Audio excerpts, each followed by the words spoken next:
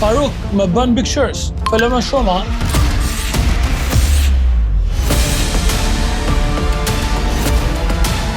Faruk, me kënd ki fol atje, a mundesh me më tregu? Me ministrën drejt, vllaznem. Unë e kam fol me më të madhin, Ismail Dibrani, po tash nuk e di cilit thirr.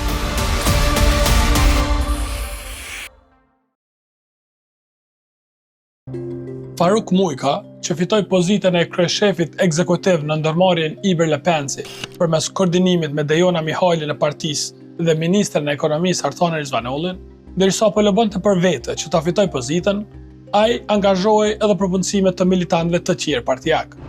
Nga komunikimet që ka siguruar ekskluzivisht Vox Kosova, nga dosja e prokurorisë, pasi Mujkës ju ekzaminuan telefonet që ju konfiskuan kur arrestua me 14 korrik 2023 në ndryshimet për keqpërdorim të detyrës zyrtare, ai e avancon një militant partije përmes intervenimit direkt, fillimisht te Albulena Axheu e më pas të drejtori i burgjeve të Kosovës Ismail Dibrani.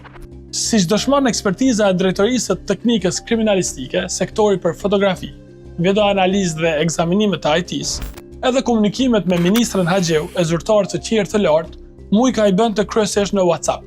Me datën 10 gusht të vitit 2022, Mujka i shkruan Axheut në orën 8:50 në mëngjes, në numrin e telefonit 383 44 760 759. Përshëndetje ministre, më fal, por nuk kam qare pa e kry një amanet. Bëhet fjalë për një aktivist të hershëm nga Gjilani, i cili ka qenë edhe refer handballi.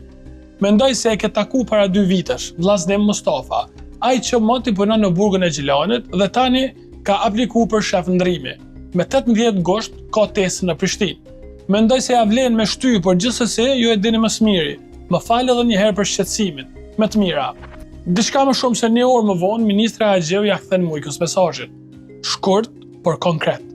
Tong Faruk. Falem për mesazhin. 2 ditë më vonë, Mujka i shkruan vllaznim Mustafës, për cilin kishte intervenuar te ministrja. Vllaznim, amanetin ta kam kry, te vendi, inshallah del hajër, me të mira.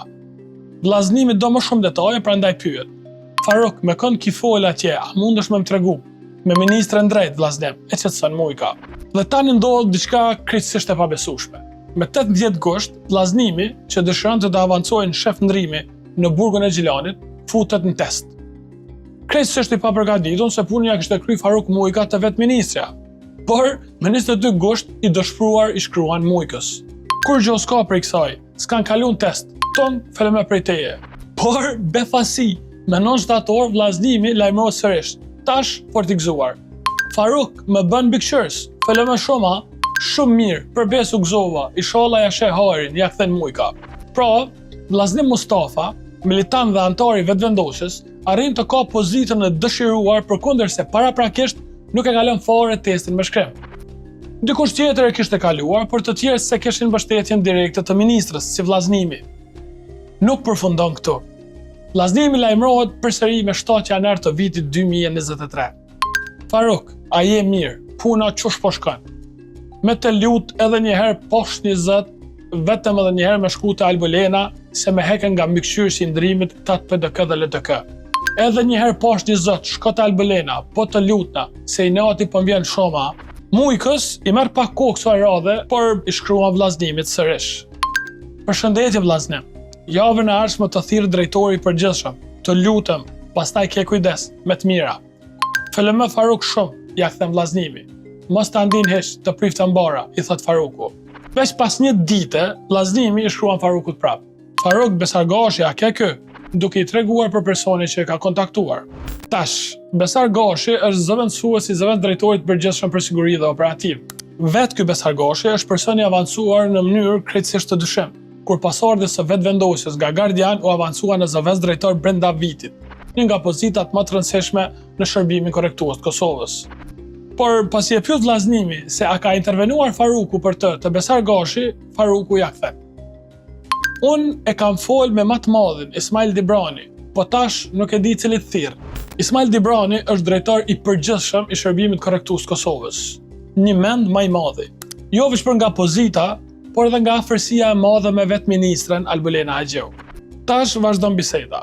Besargashi më thirrja, thot vllaznimin hall. Ani de, ja ka delegu dikuj, kryesorja me kry punë, ja kthen Mujka. Veç 3 ditë më vonë, lajmërohet pra vllaznimi.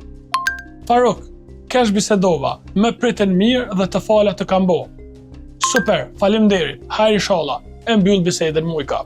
Dhe hajri del, në dosjen e prokurorisë, gjendet vendimi me numër 846, i nxjerr nga Ismail Dibrani, ku vllaznim Mustafa, zyrtar korrektues, caktohet zëvendësuesi mbikëqyrësit grada 2 në qendrën e paraburgimit në Gjilan. Por si vërtetim që puna është kryer nga i madhi, është edhe një komunikim final i tij me Mujkën.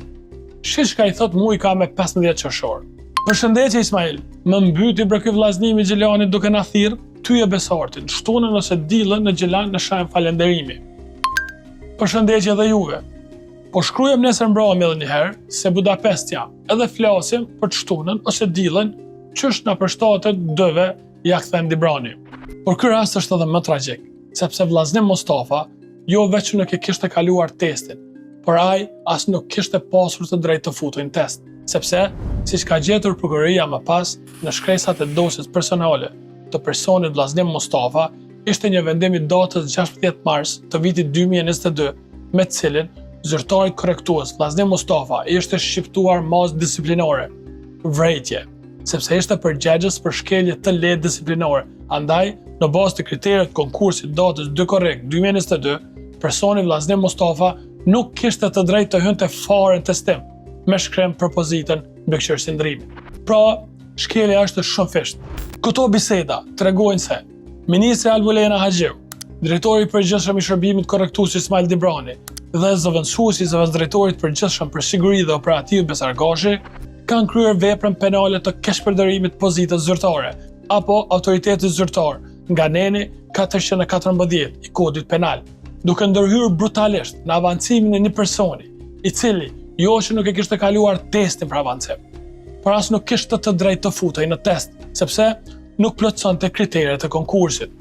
Dhe paragrafi i parë i nenit 414 thotë: personi zyrtar, i cili duke shfrytzuar detyrën apo autoritetin zyrtar, i tejkalon kompetencat e tij ose nuk i përmbush detyrat zyrtare të tij, me qëllim që të përfitojë çfarëdo dobije për vete ose për personin tjetër, apo që t'i shkaktoj dëm personit tjetër, ose që t'i shkel të drejtat e personit tjetër, të njohet me burgim prej 1 deri në 8 vjet. Këtu shkeljet janë të pastra. Abuzimi me detyrën i qartë, fakti i pakontestueshëm, dhënimi i ligjit i pamohueshëm. Ama edhe dhimbja për lehtësinë e abuzimit është e madhe.